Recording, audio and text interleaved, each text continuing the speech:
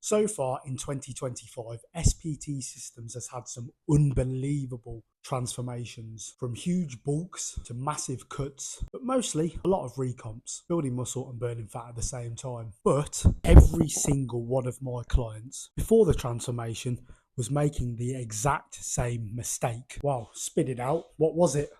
They weren't making any adjustments to their training or nutrition plans. Let me explain. Now, it's not impossible, but it is very rare. I've experienced it with a few clients.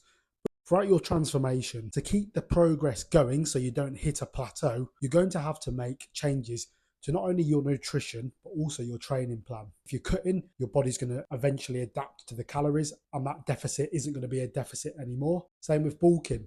If you hit a big weight and you stop gaining weight, you're probably going to have to up the calories. Same with exercise too. You're going to come to a point where you just can't lift any more weight on a certain rep range. You're either going to have to switch rep ranges or cycle out a different exercise. The changes you make to your program will literally determine the changes you see on your body. This is why it's always good to hire a coach. Personally, as a coach, I don't think I would have got as far as I did with my own transformation without an outside look and opinion. This is especially prevalent if you're skinny fat, trying to recomp, because a lot of people like to obsess on the scale weight, especially when they're doing a recomp. The key pointers of your progression are going to be a lot in the progress pictures and maybe your measurements too.